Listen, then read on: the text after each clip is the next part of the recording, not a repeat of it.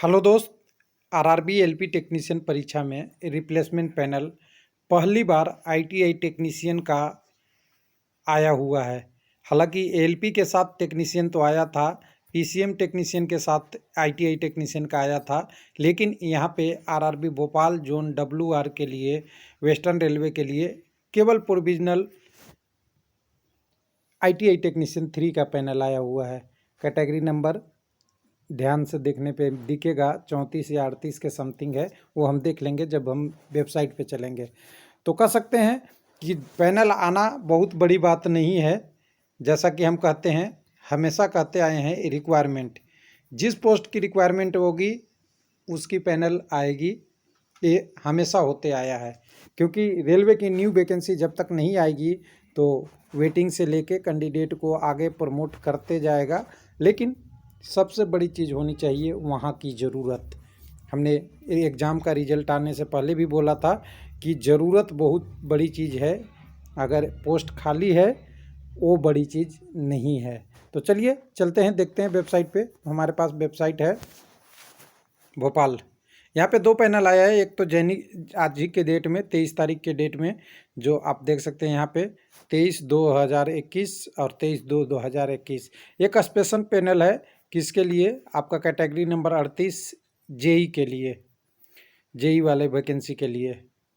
उसके बाद replacement panel for 1/18 category number 31 और 34।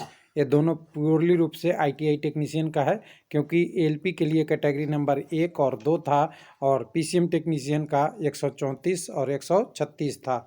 तो यहाँ पे 31 और 34 आईटीआई टेक्नीशियन की कैटेगरी थी। इसको अगर ओपन करेंगे तो आपके पास एक पैनल के नाम से रिप्लेसमेंट पैनल खुल जाएगा, जिसमें आप देख सकते हैं डीजल इलेक्ट्रिकल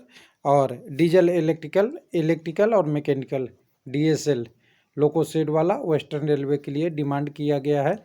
तो यहाँ पे आप देखेंगे डीएसएल वाला कैटेगरी 31 और 34 के बारे में।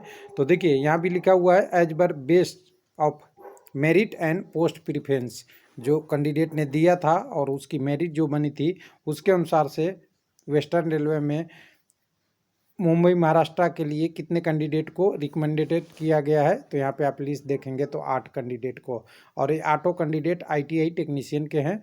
ध्यान देने वाली बात है, कैंडिडेट का रोल नंबर ए है, तो इनको बधाई देख सकते हैं। सारे कैंडिडेट को रोल नंबर यहाँ पे नोटिस में है, नाम भी साथ के साथ आपका है और यूआर से हैं, लेकिन किस पे सिलेक्शन हुआ है वो भी लिखा हुआ है। तो सब अपने अपने कैटेगरी में ही सिलेक्टेड हुए हैं। ध्यान से देखिएगा, कोई कैटेगरी यूआर का कैंडिडेट यूआर पोस्ट के लिए, एससी का एससी में, एसटी का एसटी में और ओबीसी के लिए ओबीसी के लिए। लेकिन सबसे बड़ी चीज़ है कि इक्वेशन यहाँ बराबर है। इक्वेशन बराबर कहें तो 2 यूआर का, 2 एससी का, 2 एसटी का और 2 ओबीसी का, सभी के कैंडिडेट 2-2 ही हैं। तो इनका आगे की प्रोसेस के लिए भेजा जाएगा।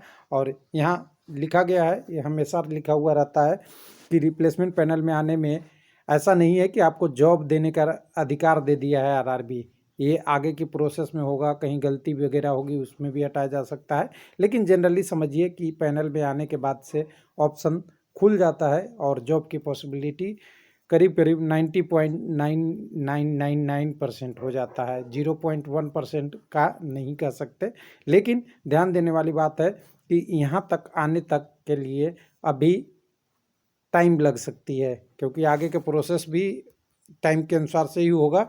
तो आगे की प्रोसेस कैंडिडेट की आरआरबी द्वारा किया जाएगा, आरआरबी द्वारा नहीं, आपकी डिवीज़न द्वारा किया जाएगा ज्वाइनिंग वगैरह के लिए आगे की प्रोसेस में। तो कहिए एक न्यूज गुड 23/2/2021 को। थैंक यू, धन्यवाद।